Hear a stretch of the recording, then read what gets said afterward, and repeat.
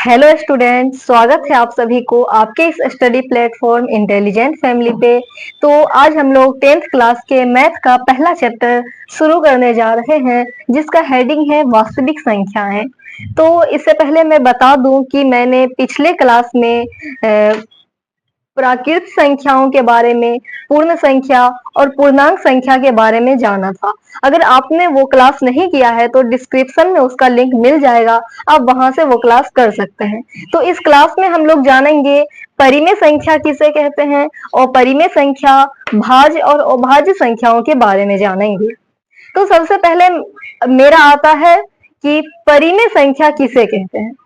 परिमेय संख्या हम बचपन से याद करते आते हैं कि परिमेय संख्या वैसी संख्या जिसे हम p बटा q के रूप में लिख सकते हैं, उसे हम परिमेय संख्या कहते हैं। तो आज हम देख लेते हैं कि p बटा q का मतलब क्या है।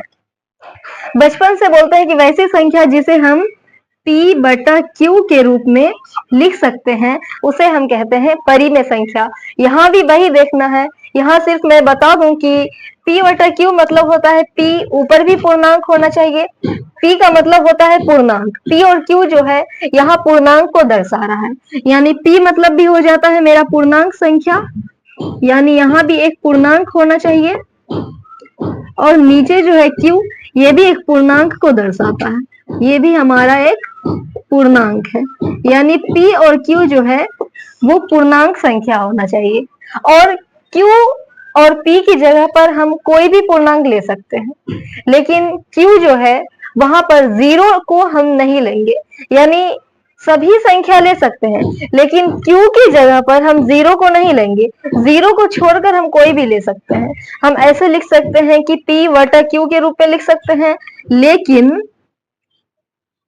q जो है वो 0 के बराबर मेरा नहीं होना चाहिए। तो इसे हम कहेंगे पूर्णांक संख्या। जैसे हम एग्जाम्पल में देख सकते हैं, एक पूर्णांक संख्या मैं ले लेती हूँ -3, दूसरा पूर्णांक संख्या हम ले लेते हैं 7। इसके बीच में बटा का निशान दे देते हैं। तो ये जो हमारा हो गया, ऊपर भी पूर्णांक संख्या, नीचे भी पूर्णांक संख्या और बीच में बटा है, तो ये हमारा हो जाएगा परिमेय संख्या।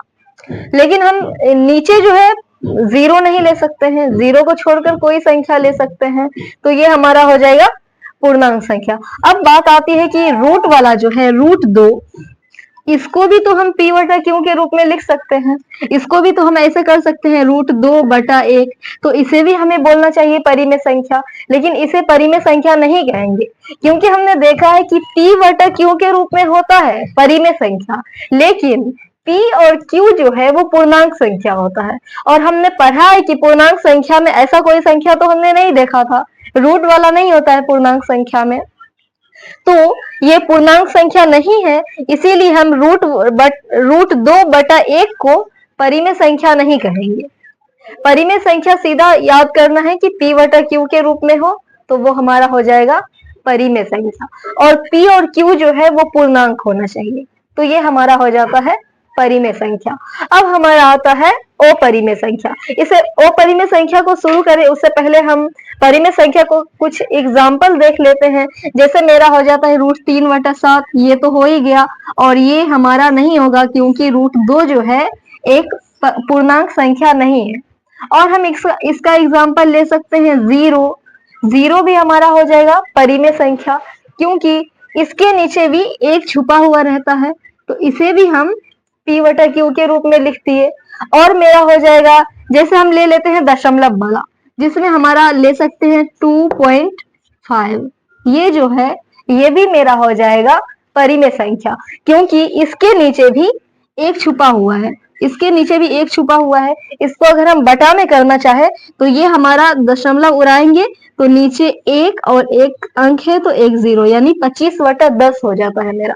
तो ये भी मेरा हो गया परिमेय संख्या। दशमलव वाला जितना है उसको हम बटा के रूप में लिख सकते हैं, इसीलिए वो हमारा हो जाता है परिमेय संख्या। जैसे हम लेते हैं 1.5, इसको हम हल करेंगे तो मेरा आंसर आता है 15 बटा 10। बटा में इसको हम कर सकते हैं, तो ये हमारा हो जाता है परिमेय संख्या। यानी दशमलव वाला है तो वो भी मेरा परिमेय संख्या हो जाएगा। और सॉलिड संख्या है, यानी हमारा अगर 5 है तो ये भी मेरा परिमेय संख्या है, क्योंकि इसको भी हम बटा में लिख सकते हैं। ये लेकिन रूट वाला जो है वो हमारा परिमेय संख्या नहीं होता है। तो यही रहा मेरा परिमेय संख्या। अब हम परिमेय संख्या तो समझ गए। अब अगला आता है मेरा अपरिमेय संख्या। परिमेय का उल्टा अपरिमेय। जो परिमेय हो गया वो तो परिमेय है, और जो परिमेय नहीं हुआ वो हमारा हो जाएगा अपरिमेय। जैसे मैंने अभी बोला कि रूट वाला जो है वो परिमेय संख्या नहीं है, तो रूट वाला कौन संख्या है? परिमेय नहीं है, तो परिमेय का अपोजिट यानी अपरिमेय है। यानी हम कह सकते हैं कि रूट वाला जितना संख्या है उसको हम कहेंगे अपरिमेय। जैसे मेरा आ जाता है √3 और मेरा आ जाता है √5, और हम कहेंगे कि जितना रूट वाला है सभी को अपरिमेय होना चाहिए। लेकिन इसको अगर हम लिख सकते हैं √4, क्या ये भी हमारा अपरिमेय है? नहीं, ये हमारा अपरिमेय नहीं है, क्योंकि इसको अगर हम हल करेंगे तो इसका आंसर आता है मेरा 2। √4 का मतलब होता है 2, तो इसको हम अपरिमेय नहीं कह सकते हैं।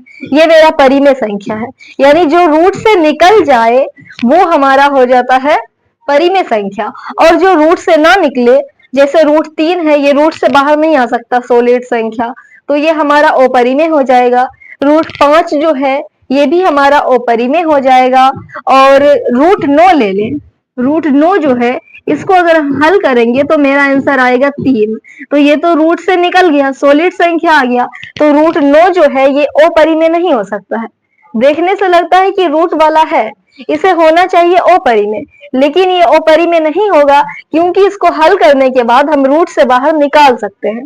लेकिन √3, √5 और मेरा हो जाएगा √7, तो ये सारी संख्याएं रूट वाला हमारा हो जाएगा अपरिमेय संख्या।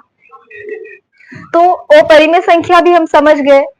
अपरिमेय संख्या के बाद हमारा आता है भाज्य संख्या। तो चलिए हम देखते हैं भाज्य संख्या किसे कहते हैं। भाज्य संख्या कहने का मतलब है कि जिसका गुणनखंड निकल जाए वो हमारा हो जाएगा भाज्य संख्या। गुणनखंड क्या होना चाहिए? एक को छोड़ के और वो जो संख्या है उसको छोड़ के। जैसे हम लेते हैं 9 हम ले लिए, 9 का गुणनखंड 1 भी होगा, लेकिन 1 को हमें नहीं लेना है। 1 के अलावा देखते हैं और क्या क्या इसका गुणनखंड होता है।